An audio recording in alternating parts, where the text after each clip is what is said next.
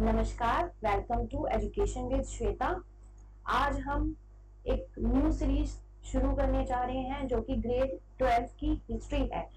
आज हम थीम 1 का first chapter bricks, beads and bones जो कि हड़प्पन सिविलाइजेशन के बारे में बात करता है, उसके बारे में आज हम पढ़ने जा रहे हैं। और इस पूरी सीरीज में हम एनसीईआरटी की ही बुक को कवर करेंगे जो आगे चल के आपके लिए बहुत ज्यादा बेनिफिशियल होने वाली है। ये वीडियोस बाइलिंगुअल रहेंगी ताकि दोनों तरफ के बच्चे जो हिंदी मीडियम के हैं, इंग्लिश मीडियम के हैं, वो बच्चे दोनों ही इन वीडियो से बेनिफिट ले सकते हैं। तो आप सभी रेडी हो जाइए bricks, beads and bones Harappan civilisation के बारे में जानने के लिए। And remember that whenever you are watching this video you should keep NCERT with you, क्योंकि हम एनसीईआरटी के साथ ही चलेंगे ताकि आपका एनसीईआरटी बहुत ज्यादा अच्छे से कवर हो जाए। क्योंकि हिस्ट्री एक ऐसा सब्जेक्ट है जिसके अंदर हमें एनसीईआरटी को बहुत ही लाइन वाइज पढ़ना पड़ता है, क्योंकि हर लाइन से कुछ ना कुछ क्वेश्चन जरूर बनता है। आपके एमसीक्यूज हो गए और आपके शॉर्ट क्वेश्चंस हो गए, ये सारे क्वेश्चंस हम वहां पर एनसीईआरटी से ही कवर कर सकते हैं। ब्रिक्स, बीट्स, बोन्स पहला जो थीम है आपका, वो अपने आप में ही हमें हमारी हिस्ट्री के बारे में बताता है। कैसे हमारे यहाँ पर यानी पूरे हमारे भारतवर्ष में हड़प्पन सिविलाइजेशन जैसी इतनी बड़ी स्टैब्लिशमेंट थी जो हमें 1921 तक किसी को पता ही नहीं थी। So we will know more about this through this chapter the Harappan civilisation. So first of all हम सबसे पहले तो ये जानेंगे कि Harappan civilisation is one of the oldest civilisation, सबसे पहली oldest and the very first civilisation in the Indian geographical area. Okay, एक पॉइंट हमारे यहाँ पर क्लियर हो गया कि हड़प्पन सिविलाइजेशन कैसी है, ओल्डेस्ट सिविलाइजेशन है इंडिया की। ठीक है, remember that we are talking about India only in this whole grade 12। Okay, Indian history के बारे में हम जानेंगे। सो जो हमारी ओल्डेस्ट सिविलाइजेशन जहां से हम मानते हैं वो क्या है, हमारी Harappan civilisation. Very first point it should be clear. ठीक है, तो अब इसका नेक्स्ट हमारा जो इंपॉर्टेंट पॉइंट बनता है वो बनता है कि ये टाइम पीरियड कब था इसका, है ना, टाइम पीरियड। ओके, तो टाइम पीरियड इसका बनता है 2600 BCE। Remember that we are talking about BCE time period, okay, before Christian era, or BCE 2600 to 1900 BCE. So approximately this time period was the time period in which we can see number of things which are related with Harappan civilization. Okay, so Harappan civilization के बारे में जब भी हम पढ़ेंगे तो history somewhere we need some sources. Okay, तो वो सोर्सेज कौन कौन से रहे, हड़प्पन सिविलाइजेशन इतनी क्यों डिस्टिंक्टिव है, क्यों हम उसको ऐसा कहते हैं कि ये बहुत ही स्पेशल रही है अपने आप में, because there are number of features which are related with this Harappan civilisation जो उसको बहुत ही डिस्टिंक्टिव बनाते हैं।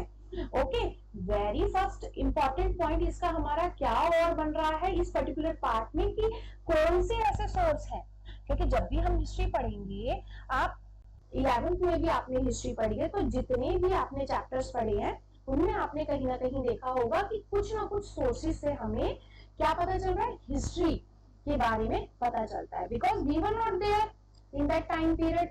तो हमें कुछ ना कुछ सोर्सेज की जरूरत तो जरूर पड़ेगी उनको जानने के लिए, उनको समझने के लिए कि उनका कैसा लाइफस्टाइल था। तो उन सोर्सेज को हम क्या करेंगे, कैटेगराइज करेंगे, है ना।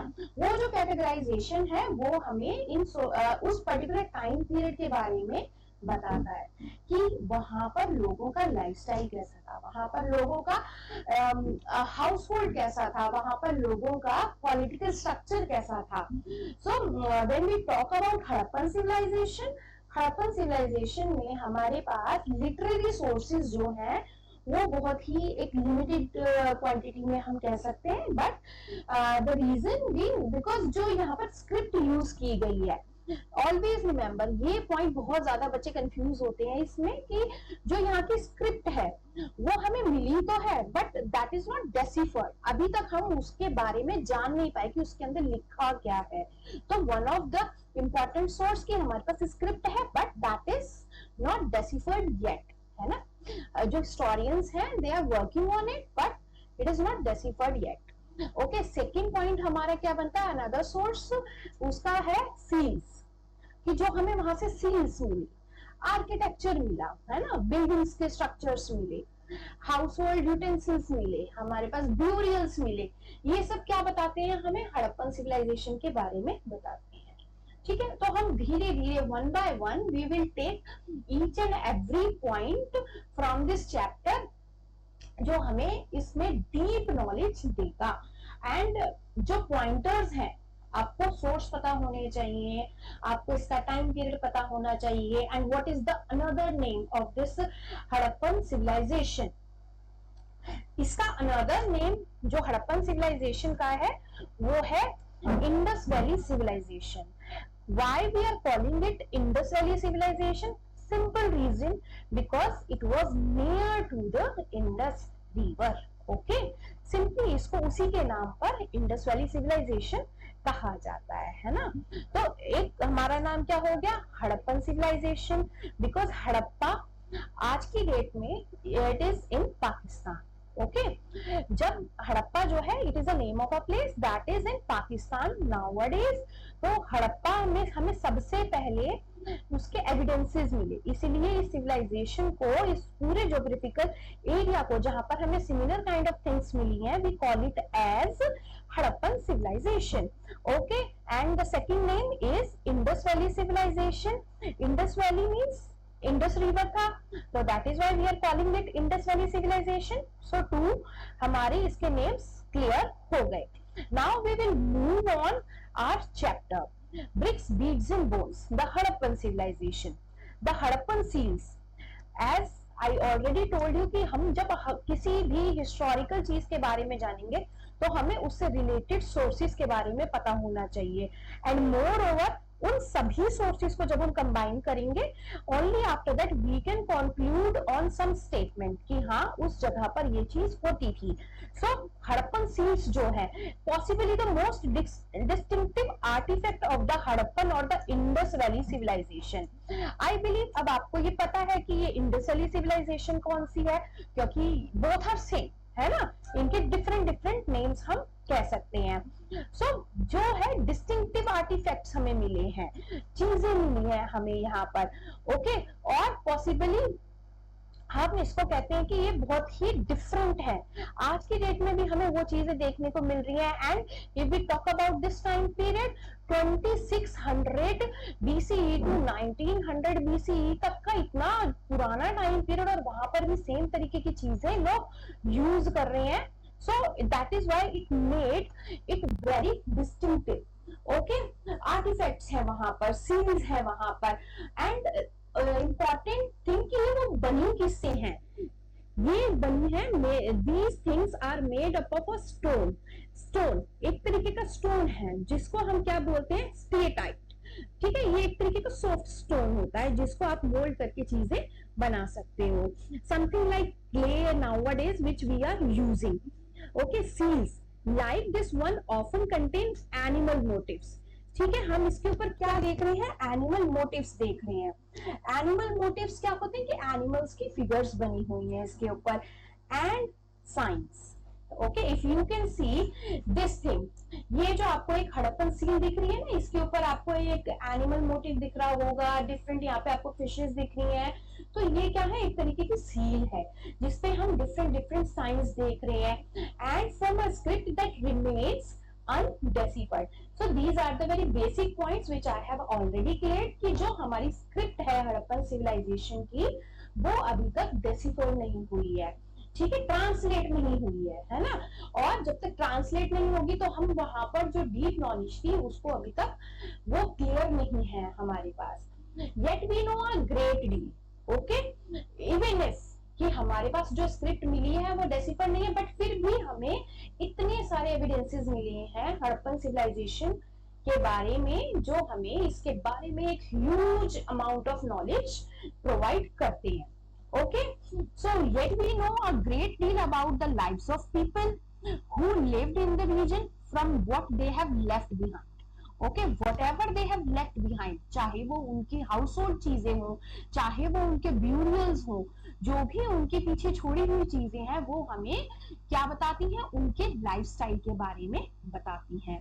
There houses, pots, ornaments, tools, seals, in the other world from the archaeological evidences. ठीक है, इसमें आपका यहीं पर मैं आपको एक क्वेश्चन क्लियर करने वाली हूँ कि ये क्वेश्चन आपका बन जाता है कि what all are the sources,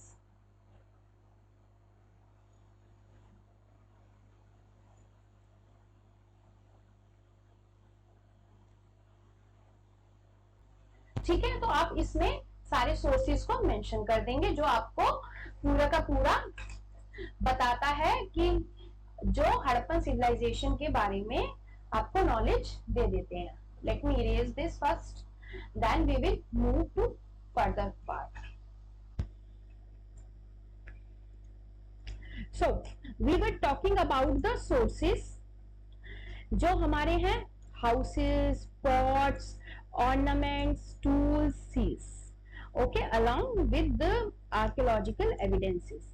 Let us see what we know more about the civilization, and after analyzing all these sources, what all we can gain from it.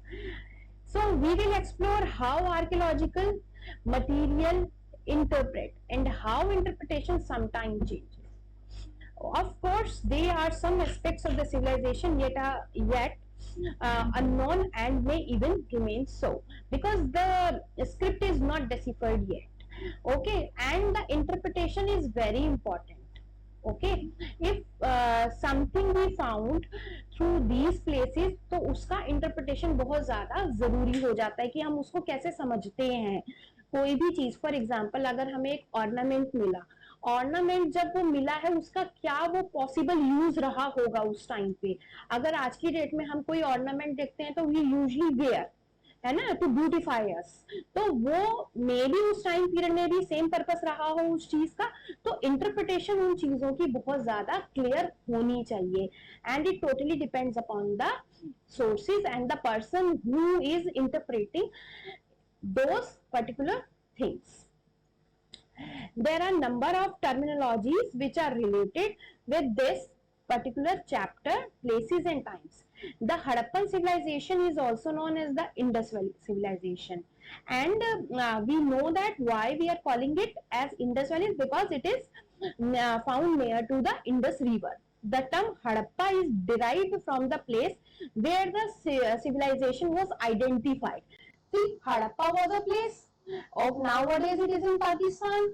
तो बिकॉज ऑफ दिस थिंग कि हड़प्पा अपने आप में ही एक जगह का नाम है, जो पहली एक ऐसी जगह थी जहां पर हमें ऐसे एविडेंसेस मिले जो आगे चलकर पूरी की पूरी हड़प्पन सिविलाइजेशन के बारे में हम उसको मानते हैं, और इसी की वजह से हम उसको हड़प्पन सिविलाइजेशन के नाम से भी जानते हैं। Okay, so total time span इसका हम कितना मान रहे हैं, 6000 BCE to 1300 BCE। Okay, the early phase, ठीक है, अर्ली इसको भी हमने फर्दर डिवाइड करा है, अर्ली एंड लेटर मैच्योर जिसको बोलेंगे हम आगे चल के। The early phase termed as early Harappan, जो कि कब से कब तक है, 6000 BCE to 2600 BCE, is a formative phase of civilization, and the urban phase of civilization termed as mature civilization that goes around 2600 to 1900 BCE is the most prosperous phase. See, कोई भी civilization जब होती है, it was like a mountain. Okay, mountain के जैसे grow करता है ना, धीरे धीरे धीरे धीरे ग्रो करके, और एक टाइम ऐसा आता है माउंटेन का कि जो एकदम लाइक दिस, ठीक है, जहां से यहां से कोई भी सिविलाइजेशन जैसे ग्रो हुई, और ये उसका पीक पॉइंट है, and later on due to number of reasons वो डिक्लाइन हो जाती है। सो ये हम हर सिविलाइजेशन में देखते हैं, कोई भी डायनेस्टी आई हिस्ट्री के अंदर, उसकी भी ग्रोथ का पैटर्न जो होता है वो ऐसा ही माना जाता है कि जैसे हड़प्पन सिविलाइजेशन की भी कभी ना कभी तो स्टार्टिंग रही होगी।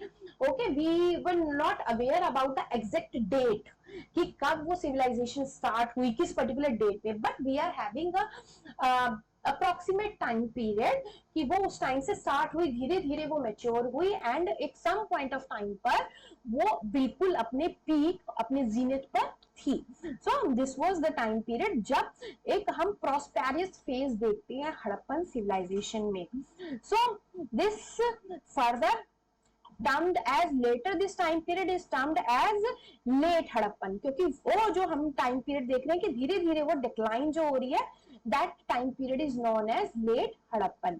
so the distinctive Harappan pottery bricks, क्योंकि जो वहां की ब्रिक्स भी थी वो अपने आप में ही बड़ी इंपॉर्टेंट थी, because even in that time period वो कैसी थी, बेक्ड ब्रिक्स, जो आज की डेट में आप अपने घरों में भी लगाते हैं ना, बेक्ड ब्रिक्स को, ईंटों को, पकी हुई ईंटों को, तो वो जो बेक्ड ब्रिक्स थी और अनबेक्ड भी थी, वो उस टाइम पीरियड में भी वो लोग यूज किया करते हैं। तो अपने आप में ही एक उसको डिस्टिंक्टिव फीचर बनाते हैं हड़प्पन सिविलाइजेशन का। सील्स हो गई, वेट मैनेजमेंट हो गया, जो बाट हो गए है ना, जिससे हम मेजर करते हैं कोई भी चीज को, वेट मैनेजमेंट हो गया, बीड्स हो गई, कॉपर ब्रोंज आर्टिकल्स हो गए हमारे।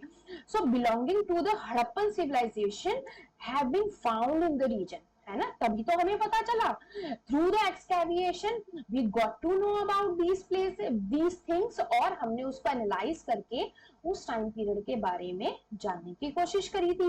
एज अ पार्ट कहां तक स्प्रेड है ये बहुत ज्यादा इंपॉर्टेंट रहता है।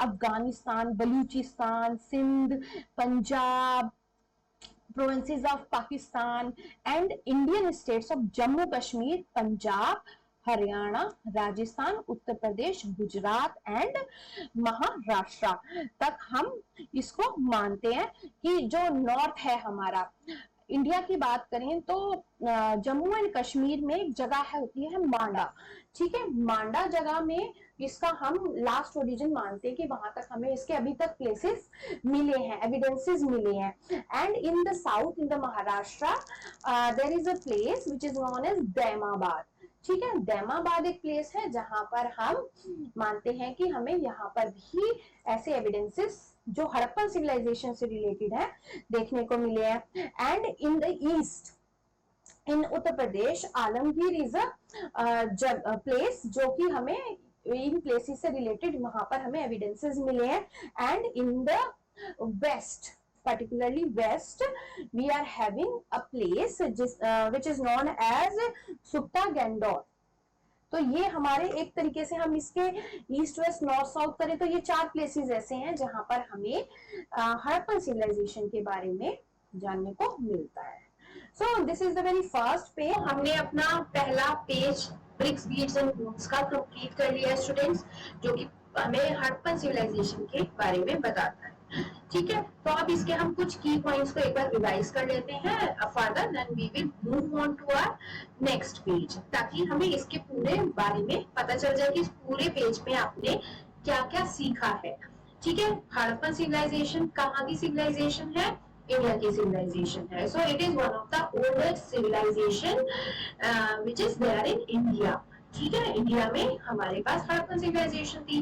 देन आफ्टर इसका अनदर नेम क्या था, इंडस वैली सिविलाइजेशन, ये हमारा नेक्स्ट पॉइंट था।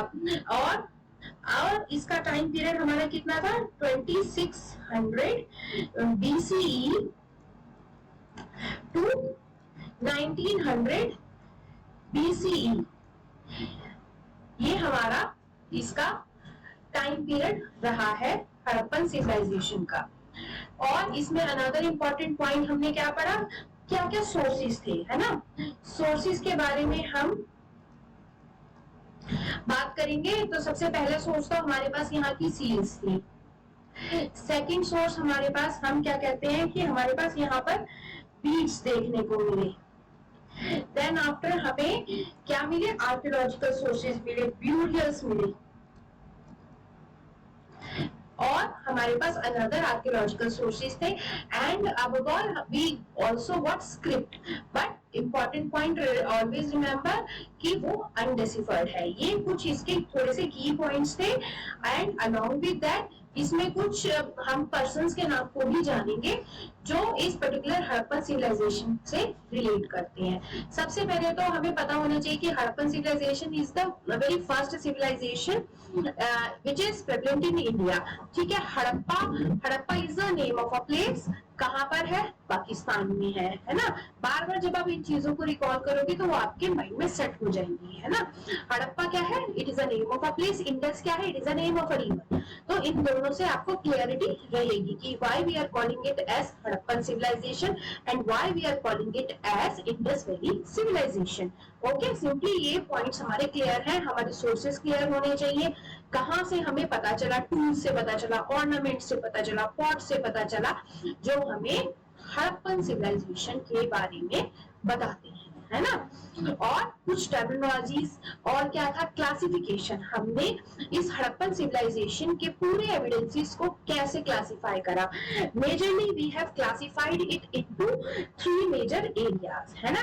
ठीक है, early civilisation, mature civilisation and late civilisation हमारी इसमें हमने पढ़ी है। And along with this, early Harappan civilisation का टाइम पीरियड क्या था, 6000 BCE to 2600 BCE and mature का 2600 BCE to 1900 BCE, and later this phase which is related with 1900 BCE to 1300 BCE is known as the late Harappan civilization।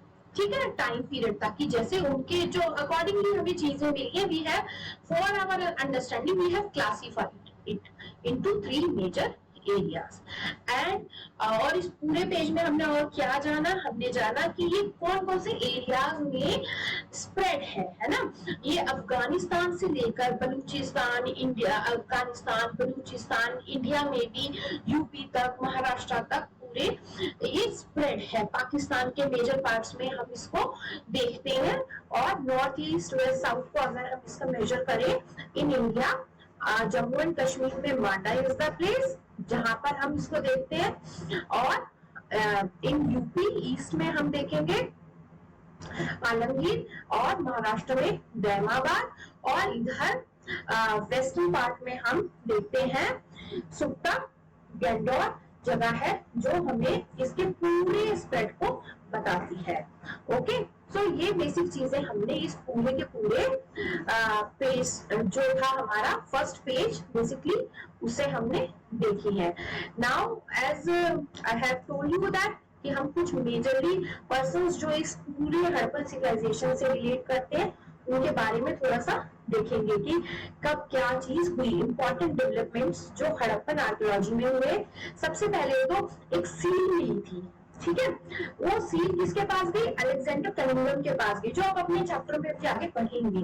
ठीक है, तो report बनी उस seal के ऊपर, that is in this time period, जो कि क्या है 1875 में रिपोर्ट ऑफ अलेक्जेंडर कनिंघम और हड़प्पन सील। ठीक है, 1921 में, ठीक है, 1921 में ये बहुत इंपॉर्टेंट ईयर है। क्यों इंपॉर्टेंट ईयर है, बिकॉज जो हड़प्पन सिविलाइजेशन की एक्सकैविएशन हुई थी, जो पता लगा था, वो कब कौन सी ईयर में हुई थी, दैट इज इन 1921। और एक इंपॉर्टेंट पर्सन है जिनका नाम क्या है, Dayaram Sahni. Dayaram Sahni was the person जो कि एसोसिएटेड है हड़प्पन सिविलाइजेशन से, जिन्होंने यहाँ पर एक्सकैविएशन का स्टार्टिंग करी थी। एंड एक इम्पोर्टेंट प्लेस अभी आप आगे भी पढ़ोगे, मोहनजोदाड़ो, जो 1922 में हम देखते हैं जिसकी एक्सकैविएशन स्टार्ट हुई थी, जिसमें R.D. बनर्जी जो थे वो इंपॉर्टेंट रोल प्ले करते हैं, रखल दास बनर्जी जिनका नाम था। ठीक है, 1925 में एक्सकैविएशन बिगेन, प्रॉपर जो मेजर एक्सकैविएशन है it was began in 1925, but in 1922 it was started by R.D. Banerjee. Then 1944 में R.E.M. व्हीलर जो कि इंपॉर्टेंट रोल प्ले करेंगे इस हड़प्पन सिविलाइजेशन के एक्सकैविएशन के और एविडेंसेस के जो भी हमें मिले हैं रिपोर्ट्स बनाने में, so he was became the director general of ASI. ASI क्या है? Basically archaeological survey of India है। Then again further he excavate Harappa. So Dayaram Sahni ने कब करा था? 1921 में करा था, एंड 1946 में आरएम व्हीलर ने अगेन एक्सकैविएट करा to know more about this area. ठीक है, there are number of places जो इस पर्टिकुलर हड़प्पन सिविलाइजेशन में आती हैं, और जब भी आप अभी इस चैप्टर के बारे में पढ़ेंगे तो प्लीज मेक अ नोट कि कौन से प्लेस को किस पर्सन ने एक्सकैविएट करा, and importantly try to learn कि वो कौन से ईयर में एक्सकैविएट हुए हैं। जैसे एक फॉर एग्जांपल मैं आपको बताऊं, 1955 में ऐसा रहा बिगिंस एक्सकैविएशन एट लोथल। ठीक है, लोथल कहाँ है? लोथल हमारा गुजरात में है ना। So B B Lal and D K Thapar begins excavation at Kalibangan. Kalibangan कहाँ पर है? राजस्थान में है। ओके, तो ये हमारा थोड़ा सा हमारा रिकैप था जो हमने अभी तक अपने फर्स्ट पेज में जाना। Now we will move on our next page. So this is the next page, page number 2। इसमें हम क्या देखते हैं? इसमें हमें एक प्रॉपर मैप गिवन है जो हमें इसके पूरे स्प्रेड के बारे में दिखाता है। देखो माटा जो मैंने आपको अभी जगह बताई थी है ना, सुक्ता गैंडोल यहाँ पे हमें दिख रहा है, Alamgir is in here something, and यहाँ पर हमें यूपी में हमें आलमगीर जगह देखने को मिलती है, and in the Maharashtra area Daimabad is the place. तो ये आपको जितने भी प्लेस दिख रहे हैं ना, ये आपके लिए कहीं ना कहीं इम्पोर्टेंट रहने वाले हैं। जैसे आपको ये अभी नाम देखने को मिलेगा, बनावली देखने को मिलेगा, कालीबंगन जो अभी जस्ट मैंने आपको बताया राजस्थान के एरिया में है, और यहाँ पर हम देखेंगे Harappa is the place Pakistan में है, मोहनजोदाड़ो जो कि एक बहुत इंपॉर्टेंट रोल प्ले कर रही है इस पूरे के पूरे चैप्टर में। आपका एक बहुत लंबा पार्ट है जो मोहनजोदाड़ो के एक्सकैविएशन से रिलेटेड है। कोट पीजी चमुंदरो, बालाकोट, धोलावीरा, ठीक है, लोथल जो अभी मैंने आपको बताया था गुजरात में है। सो ये सारे आपके एक मार्किंग है, प्लीज इनको बहुत अच्छे से आप कर लीजिएगा। नाउ वी आर मूविंग, तो ये एक थोड़ा सा इम्पोर्टेंट आप हमेशा अपना एक पैटर्न बना के रखिए कि जब भी आप हिस्ट्री में पढ़ रहे हैं तो यहाँ पे ना छोटे छोटे बॉक्सेस आपको देखने के लिए मिलेंगे, लाइक दिस, लाइक ये वाला भी। तो ये बहुत इंपॉर्टेंट होते हैं जब भी आपका सीबीएसई एग्जाम बनाता है ना, तो वो इनमें से छोटे छोटे पॉइंट्स आपके एमसीक्यूज में इन्हीं में से आते हैं। तो जैसे बीपी है, इसकी क्या फुल फॉर्म है, बीसी की क्या फुल फॉर्म है, एंड सिक्का, सी जैसे सिंपली डॉट ये आ गया, सी सिंपली डॉट सी मींस सिक्का। क्योंकि अगर हमें देखो हिस्ट्री में भी डोंट नो मच अबाउट कि अगर एग्जैक्ट डेट नहीं पता तो अप्रोक्सीमेट आइडिया हम उसमें दे सकते हैं। तो ऐसे हमारे पास कुछ एप्लीकेशंस हैं जिनकी फुल फॉर्म आप अपना अच्छे से कर लीजिएगा, and along with this important map, क्योंकि ये आपको पूरी की पूरी लोकेशंस के बारे में बता रहा है कि कहाँ पर ये पूरी हड़प्पन सिविलाइजेशन मैच्योर। ठीक है, because we knew that thing कि जो हड़प्पन सिविलाइजेशन है वो 3 पार्ट्स में डिवाइड है ना, अकॉर्डिंग टू द डेवलपमेंट, कि जैसे जैसे वहां पर डेवलपमेंट हुई तो हड़प्पन सिविलाइजेशन को हमने 3 पार्ट्स में डिवाइड कर दिया। तो जो मैच्योर टाइम पीरियड था कि जब वो प्रॉस्पेरियस था, एक बड़े लेवल पर उसमें ग्रोथ थी, तो वो कहाँ तक पूरा फैला था। सो हड़प्पन सेटलमेंट्स के बारे में अगर हम पढ़ते हैं, सो this is the source which we are having so far more than 2000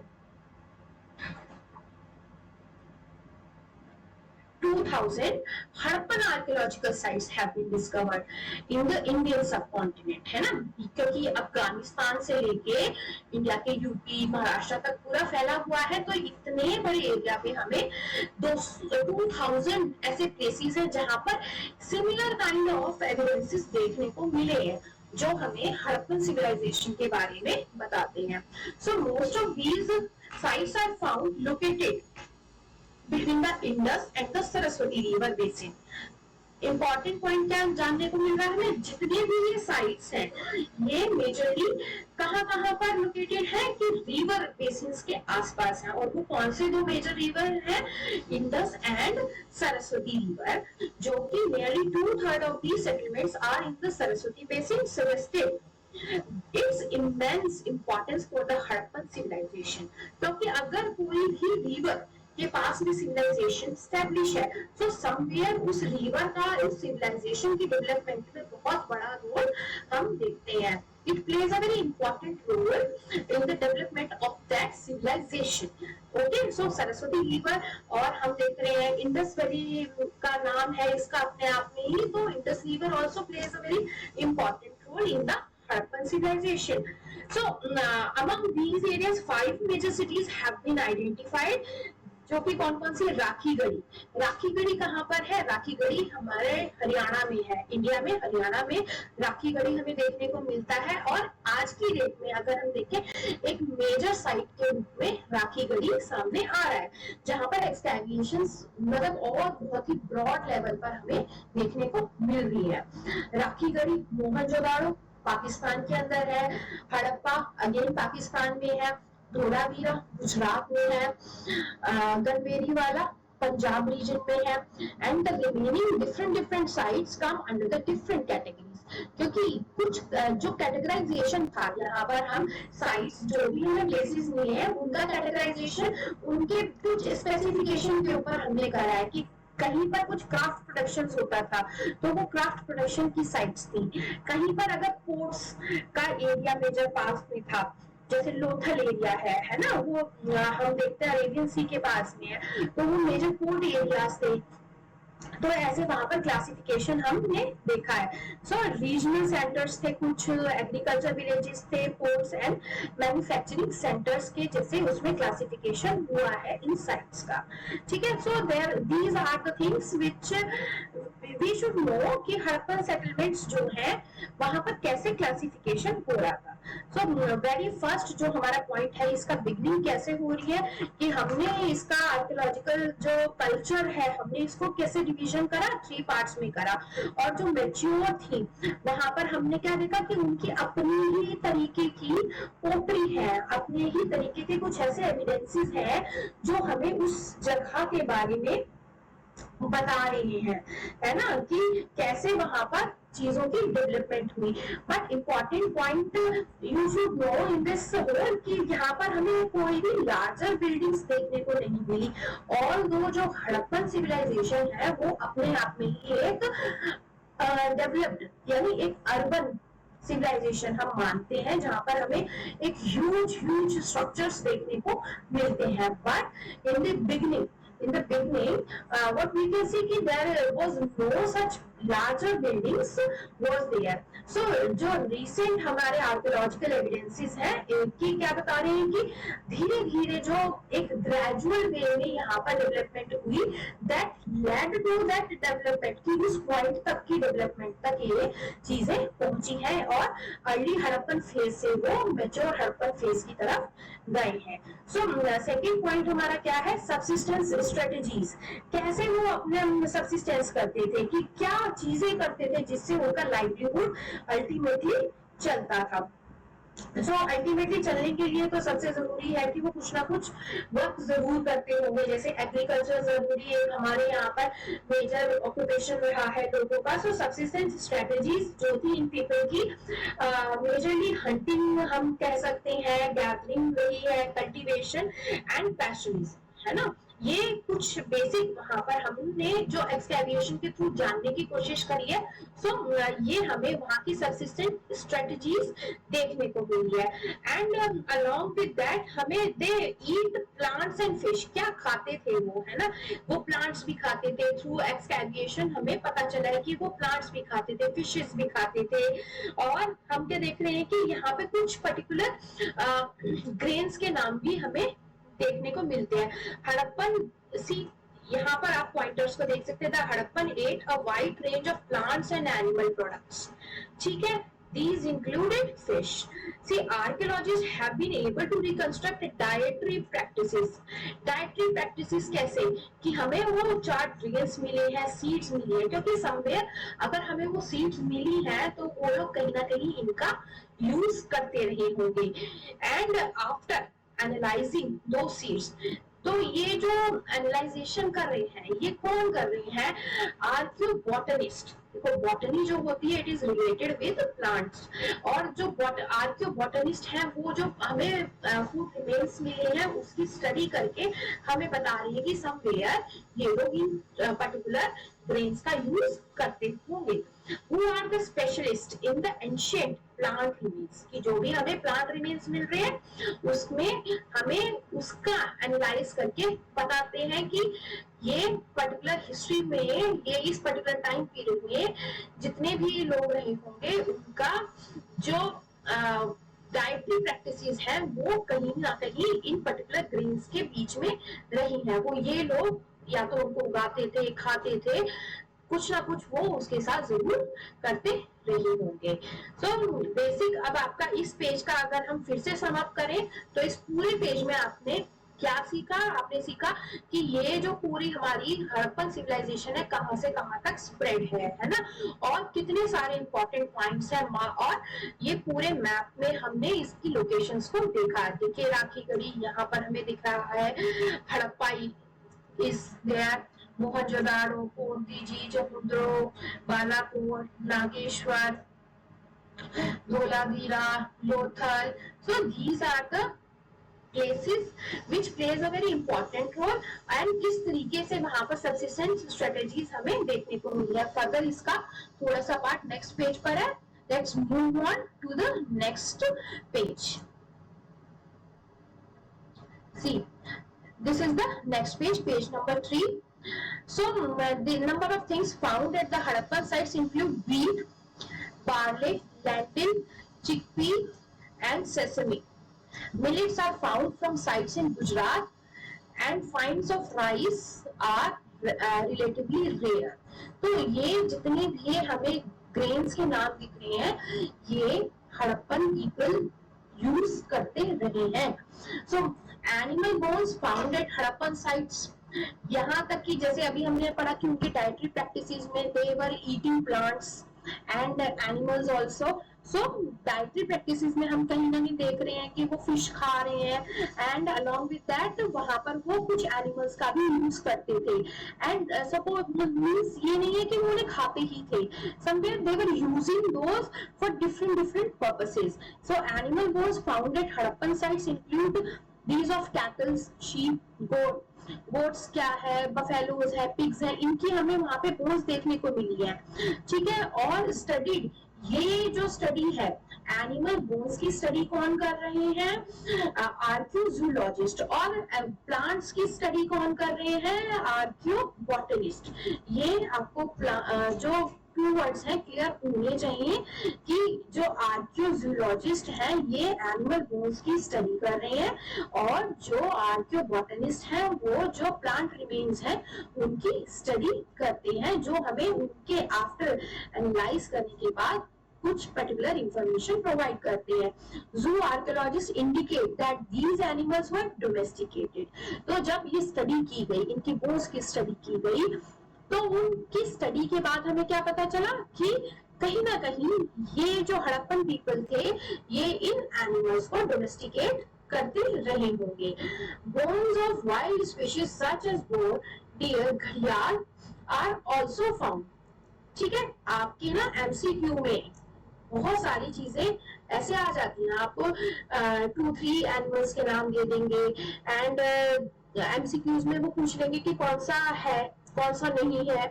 तो ये आपको क्लियर रहना चाहिए कि ये एनिमल्स जो एनसीईआरटी में मेंशन्ड है, बिकॉज जो सीबीएसई बनाती है पेपर वो टोटली एनसीईआरटी बेस्ड ही बनाती है. CBSE never go beyond to the NCERT. तो NCERT में जो भी लिखा है please make it very clear कि आपको वो पता हो. ठीक है. We do not know whether the Harappans hunted these animals, but bones मिली है. बट यहाँ पर ये क्लैरिफिकेशन नहीं है कि वो उसको हंट करते थे and for themselves and obtain meat from other hunting communities and bones of fish and fowl are also found. ये हमें कुछ वहाँ की subsistence strategies देखने को मिली है जो आपका फर्दर प्रीवियस चैप्टर से हमने अभी कंटिन्यू करा था. Now we will move on the 2.1 part, that is agriculture technologies. Agriculture technology बहुत important role play करेगी क्योंकि इनकी जो subsistence strategy थी वो क्या थी, hunting थी, gathering थी, cultivation थी. तो किस तरीके से ये कल्टीवेशन करते थे, किस तरीके से वो टेक्नोलॉजीज का क्या टेक्नोलॉजी यूज करते थे एग्रीकल्चर करने के लिए. So we should find out through the 2.1 कि कैसे उन्होंने एग्रीकल्चर को प्रमोट करा.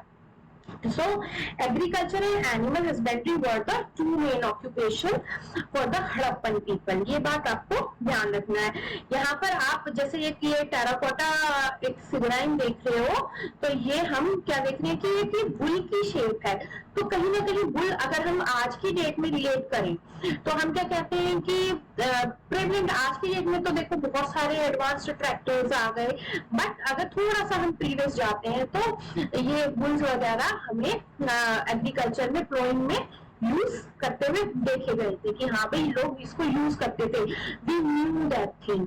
तो अगर हम आज के प्रेजेंट से अपने पास्ट को थोड़ा सा रिलेट करें तो कहीं ना कहीं हम ये मानते हैं कि this animal was known to Harappan people, और मे बी है ना, इट मे बी पॉसिबल कि वो इसका यूज भी उसी पर्पस के लिए करते होंगे जो हम करते आ रहे हैं. सो while the prevalence of agriculture is indicated, ठीक है, by the finds of grains, है ना. अगर हमें डिफरेंट टाइप के ग्रेन्स मिल रहे हैं तो हमें ये किस चीज की श्योरिटी दे रहे हैं, ये इस चीज की श्योरिटी दे रहे हैं कि कहीं ना कहीं लोग एग्रीकल्चर तो करते रहे होंगे, तभी तो ये ग्रेन्स ग्रो हो रहे हैं डिफरेंट टाइप्स के. And but it is difficult to reconstruct the actual agricultural practices. Actual agricultural practices को जानना, क्योंकि अभी तक हमें जो स्क्रिप्ट है वो डिसिफर नहीं हुई है, but whatever we are getting, we are just trying to collect all these together और हम उसको क्या कर रहे हैं, अपने समअप करने की कोशिश करते हैं कि मे बी ये चीज वहां पर रही होगी. क्या वो जो सीड्स थे उनको ब्रॉडकास्ट करते थे, उनको फेंकते थे, ऐसे तो करते हैं ना, या फिर वो किसी और वे में चीजों को करते थे. सो रिप्रेजेंटेशन हमें जो सीड्स मिली है, टेराकोटा स्कल्पचर्स मिले हैं, उसके ऊपर बुल का जो इंडिकेशन है वो कहीं ना कहीं हमें बता रहा है कि यहाँ एक्स्ट्रापोलेट कर रहे हैं कि जो ऑक्सिन है वो प्लोइंग के लिए कहीं ना कहीं यूज करते रहे हैं. Moreover terracotta models of the plough have been found, ठीक है. इंपॉर्टेंट हो कि यहाँ पर हमें प्लोस के भी बनी हुई चीजें मिली हुई है टेराकोटा की. कहाँ पर मिली है, चोलिस्तान और बनावली में, ठीक है. ये हमें कुछ मॉडल्स मिले हैं जो कि प्लो के मॉडल इस पर्टिकुलर पार्ट में ना, आप जो भी पार्ट में आपको हाईलाइट कर रही हूँ, प्लीज मेक इट क्लियर कि आपको वो एरियाज पता हो और वहां पर मिलने वाली चीजें पता हो कि ये जो हमें चोलिस्तान है, बनावली, यहाँ पर क्या मिला है, टेराकोटा मॉडल्स मिले हैं प्लोस के. और archaeologist have also found evidences of plot field. और जो कालीबंगन है राजस्थान का, कालीबंगन राजस्थान का जो है, यहाँ पर हमें क्या देखने को मिला है, प्लॉट फील्ड की जो फील्ड है वो प्लॉट फील्ड यहाँ पे कालीबंगन के एरिया में देखने को मिली है, associated with the early Harappan level. And what was the speciality कि ये जो कालीबंगन में फील्ड मिली है इसकी क्या स्पेशलिटी है. इसमें हमने क्या देखा कि ये जो फील्ड है, द फील्ड है two sets of furrows at right angle to each other, कि दो तरीके के पार्ट्स में डिवाइड है एक तरीके से इसको, सजेस्टिंग दैट कि यहाँ पर दो तरीके की क्रॉप्स को हमने पाया कि ये लोग मे भी दो तरीके की क्रॉप्स को at the same time grow करते रहे होंगे. Okay, the field had two sets of furrow at right angle to each other, suggesting that two different crops were grown together. ठीक है, तो एग्रीकल्चर के आपने प्रैक्टिसेस में क्या चीज जानी, कि एक तो यहाँ पर हम देख रहे हैं कि डिफरेंट तरीके के वो सीड्स का यूज कर रहे हैं, क्योंकि ग्रेन्स हमें डिफरेंट टाइप के मिल रहे हैं, और यहाँ पर हमें एक टेराकोटा बुल मिला है समवेयर, वो बुल कहीं ना कहीं क्लोनिंग के लिए यूज होता रहा है, और डिफरेंट प्लेसेस पर कुछ अलग अलग एविडेंसेस ऐसे मिले हैं जो इस चीज की श्योरिटी देते हैं कि somewhere they were involved in agriculture. ठीक है, चोलिस्तान बनाती, यहाँ पर क्या मिला हमें, टेराकोटा मॉडल्स मिले हैं, किसके मिले, प्लो के मिले हैं। कालीबंगन में क्या मिला है, प्लॉट फील्ड मिला है, और कैसी फील्ड है वो कि 2 पार्ट्स में डिवाइड है, और जब 2 पार्ट्स में डिवाइड है तो समवेयर ये अजम्पशन है कि मे बी यहाँ पर 2 तरीके की क्रॉप्स को हम यहाँ पे ग्रो करते रहे होंगे। So archaeologist have also tried to identify the tool use for harvesting. अब एग्रीकल्चर हुई है तो हार्वेस्टिंग तो होगी ही होगी, तो हार्वेस्टिंग के लिए वो कौन से टूल्स का यूज करते थे। So stone blades, set of wooden handles, इन चीज की क्लैरिटी अभी हुई हमें थोड़ी सी क्लियर, हमें एविडेंसेस सपोर्ट में नहीं है। So most Harappan sites are located in the semi arid lands where irrigation was probably required for agriculture. अब यहाँ पर देखो, हम इरिगेशन की जरूरत पड़ेगी, एग्रीकल्चर है, इरिगेशन के लिए या तो नेचुरल सोर्सेज होंगे या फिर कनाल्स होंगे। जैसे अभी हमें पीछे यहाँ पर हमने अभी पढ़ा कि टेराकोटा मॉडल्स मिले हमें फ्लो के, कहाँ पर मिले, चोलिस्तान में, बनावली में, कालीबंगन में हमें फ्लोर फील्ड मिली है। और अब हम क्या देख रहे हैं कि जो ट्रेसेस हैं, ट्रेसेस ऑफ कनाल्स मिले हैं, कहाँ पर मिले, शोटुगई इन अफगानिस्तान। शोटुगई क्या है बेटा, जगह है ना, it is a name of a place. Shortugai in Afghanistan में हमें किस चीज के एविडेंसेस मिले हैं, traces of canals, but not in Punjab and Sindh. ठीक है, वहां पर सेमी एरिड एरिया है, वहां पर हमें कनाल्स के वाटर के एरियाज हमें एविडेंसेस मिले कि वो कनाल के थ्रू वाटर इरिगेशन के लिए प्रोवाइड करवाते थे। So it is possible that, see, now we will move on to our next definition में कि canals silted up long ago, so it is also likely that water drawn from wells were also used for irrigation। ठीक है, canals का हमने देखा, evidences हमें कहाँ मिले, शोटुगई अफगानिस्तान में मिले, एंड समवेयर हमें यहाँ पर वेल्स भी देखने को मिले हैं, that is also used for irrigation. Besides along with that इसके हमें और क्या एविडेंसेस मिले कि वाटर रिजर्वर्स मिले, कहाँ मिले हैं, धोलावीरा गुजरात में। So these are the very important key points कि जहाँ पर आप जान सकते हैं कि कैसे वो एग्रीकल्चर करते थे, कि वो सीड्स को स्कैटर करते थे, कौन से एनिमल्स का यूज करते थे, फ्लो का यूज करते थे, and what all are the techniques involved in agriculture, कि उसको 2 पार्ट्स में डिवाइड करके एक ही टाइम पर वो 2 तरीके की क्रॉप्स को ग्रो करते थे। ओके, और कनाल्स के लिए वो इरिगेशन के लिए क्या करते थे, कनाल्स का यूज करते थे एंड वेल्स का यूज करते थे in the different places. So it is there and this is the source one, and it is very important कि whatever we are getting through this excavation, तो उससे हम आज की डेट में रिलेशन करके उसको जान सकते हैं कि सैडल पैरन मिला हमें, जो कि हमें बताता है कि उस टाइम पे भी कहीं ना कहीं ग्राइंडिंग के लिए इन चीजों का यूज होता रहा है।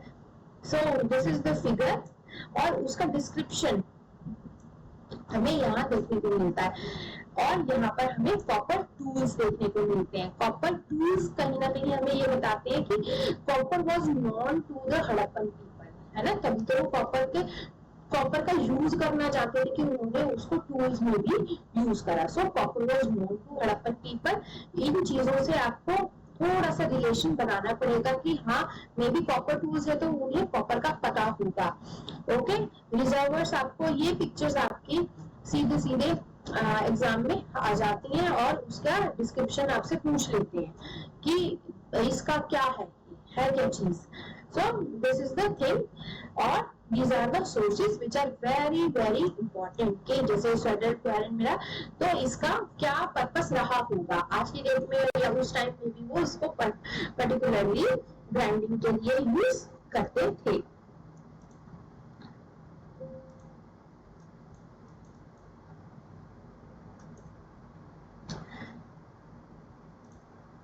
Now we will move to very important part. Part third, Mohenjo-daro, a planned urban center. Thank you.